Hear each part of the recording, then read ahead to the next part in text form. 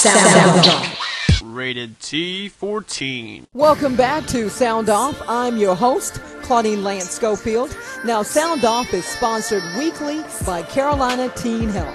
And it is our goal at Sound Off to deal with topics that are relevant to our youth. And on this morning, we're talking about a really good topic, something that I think is really relevant, Angelica, to our youth, because we're talking about the danger of texting while driving. And doing my research, it says in 2008, at any given moment, over 800,000 Americans were texting, making calls, or using a handheld cell phone while driving during the daytime. And in 2009, 5,000. And in 2009, 5,474 people were killed in the U.S. because of accidents that involve distracting driving, and another 448,000 were injured. Now, out of that, 995 reports of cell phone fatalities. So, although it's only 995, that's too many. Too many funerals. Too many funerals, and especially if it's somebody that you know. So we have in the studio somebody all the way from California, Jasmine. Good morning. Good morning.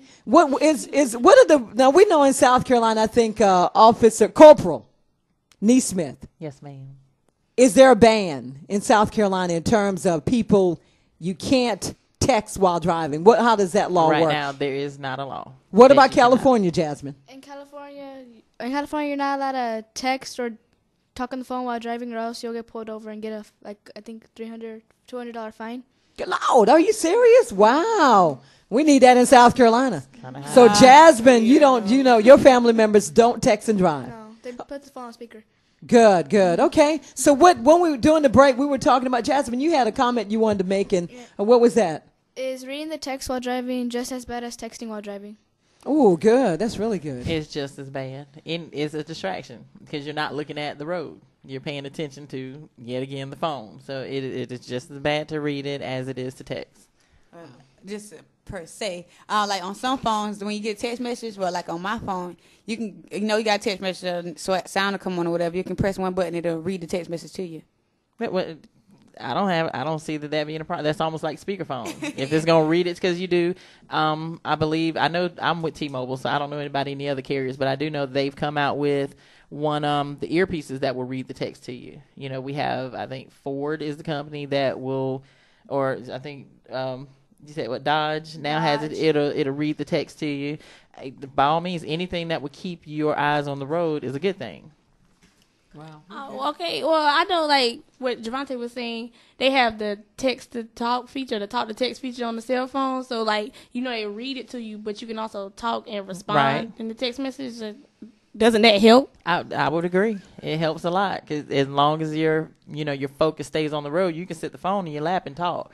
That's the same as speakerphone, which is also a better option. But I think anything that will keep your eyes on the road where it needs to be is a great thing. I do and agree. I think that's why those features came out, because it is a great need with, like with the statistics that you have. Right. You have so many, people not paying attention. The industry had to do, let's do something about it. So I think that was their answer. And I think it will overall, over time, will help reduce some of the crashes that we're having. What is that slogan? Drive to arrive? You heard that? I hadn't heard that one. Okay, well, I'm sorry. Maybe I just made that up. But drive to arrive. In other words, we want people to live. And if you're not texting, the chances are just stand a better chance. Yeah. Okay, I had another one. You know how some people, most of the people when they text and drive, they look down and have their phone in their lap and they're trying to read it and text while it's in their lap. Is it better to, put your arms over the steering wheel? To hold the phone and up. And drive while you I would, in my opinion, no, because you're still focusing on the phone. You can see in your peripheral vision. Yeah, you can see around you, but because you're not looking directly at the road. You're still looking at the phone. You're gonna probably miss it. I've heard people even not texting and driving. You're driving for a while. You look back like, did I just go through? What color was that light? So I mean, if you can do that just through the normal day, of your mind racing or being distracted without a phone, imagine what it would be with one. Having the phone up, man. I think that was same location where Courtney was in her thing. That's what she was doing. She had it up because that's why everybody at Applebee's saw it. They were like, she was on the phone. She had it right up in her face. Even though there was a car stopped at the light in front of her, never saw it.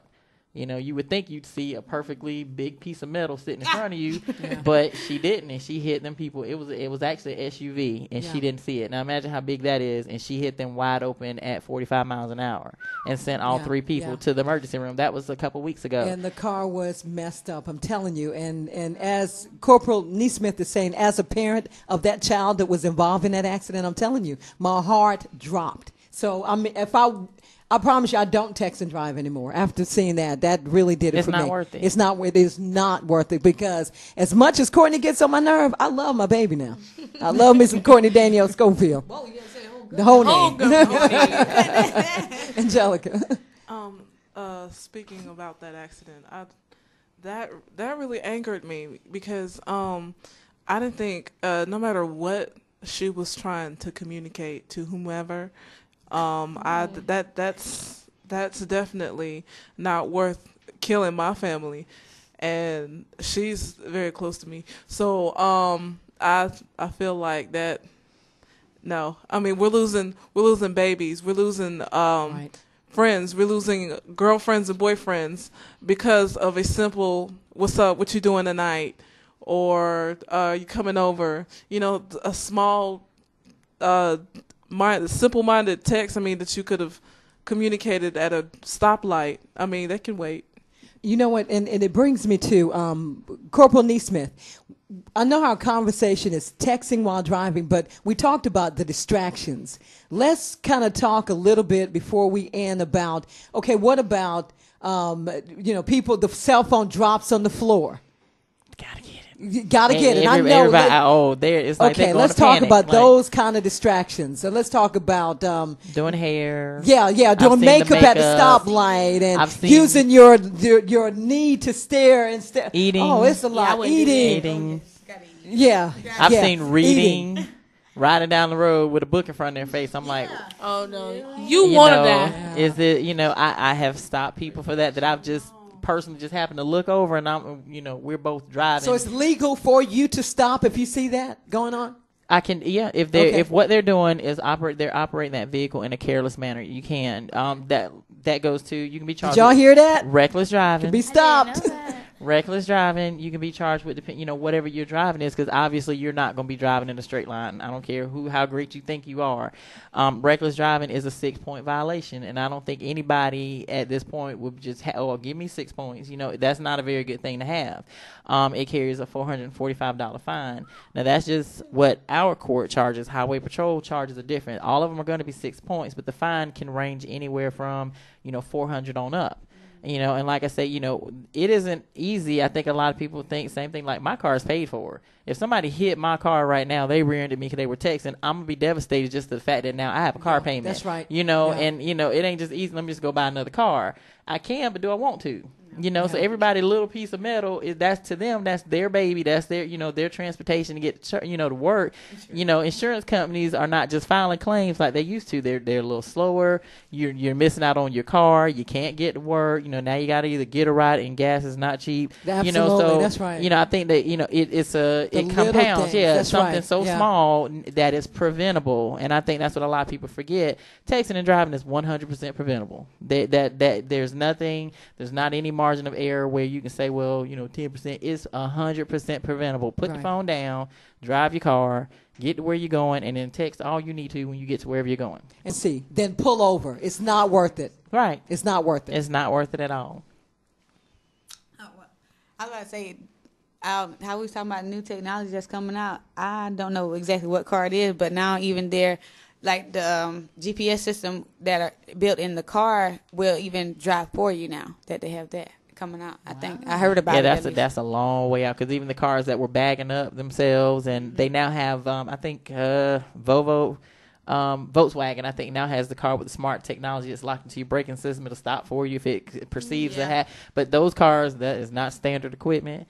And and that we're talking about technology that's years off. That won't be within the next 5 or 10 years before it becomes. And most of us have, like me, My car's paid for. I'm not going to get a brand new something that stop brakes. I can stop my own car. But, I mean, those are good. That is good, very good technology because, we are in such a fast-paced society. Everybody's constantly Twitter. We even forgot about that. Oh, got to update with Twitter. Tell them where I'm at. Everybody, I checked in at the mall. Everybody has to tell everybody everything they're doing, and it's so important, but they keep forgetting. Back again, it is 100% preventable. Okay. All right. Okay, this has been really, really an interesting show, and I certainly appreciate you taking time out again, Corporal Nesmith. But on that note, if we let's end by everybody, since we will not ever again text and drive, let's give some advice to the public. If you're going to, which you know you shouldn't, text at a stop sign when nobody's behind you or a stoplight. Pay attention, guys.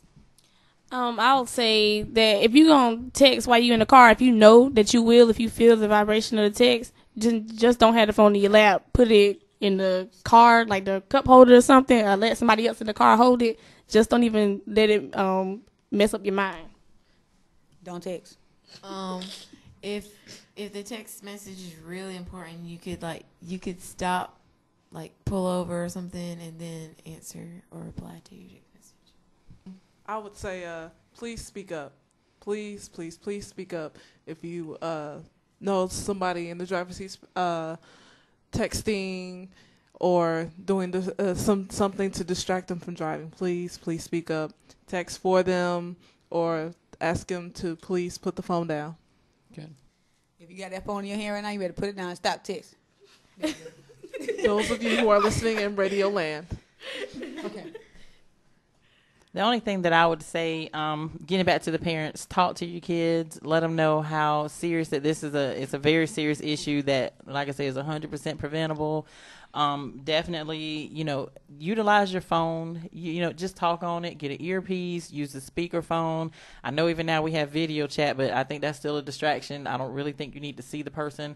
But, use everything that you have at your disposal. If you have to, pull over. Talk. Use that talking feature if you have to.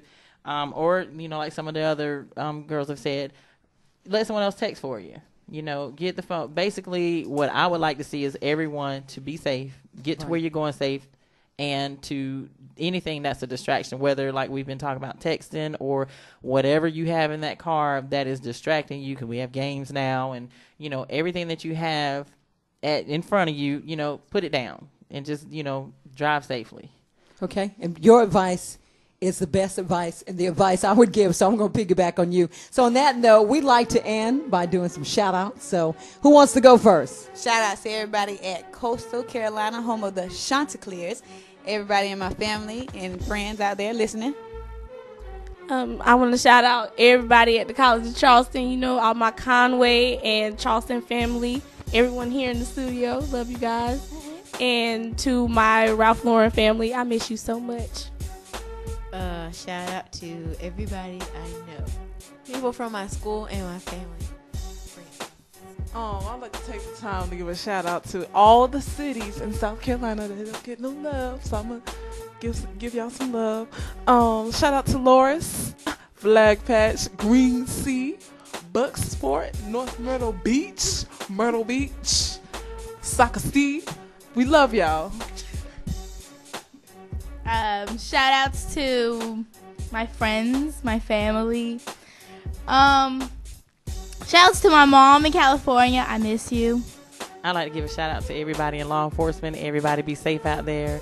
To my family and to my lovable husband, Antoine. All right. Then that means I got to shout out my family.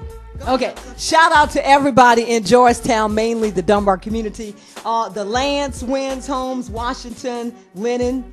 Thank you guys for speaking life into me many, many years ago. And a special thank you to our sponsor, Carolina Teen Health. We appreciate you guys and much love to you. You've been listening to Sound Off. Now, keep in mind, if you have comments or maybe there is a topic you want us to discuss, or if you would like to support this program, then we would like to hear from you.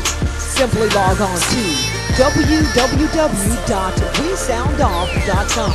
Now, we would like to send out a very special thank you to our sponsor, Carolina Teen Health. Until next week, we sound off and You can sound off too. sound off. Rated T14.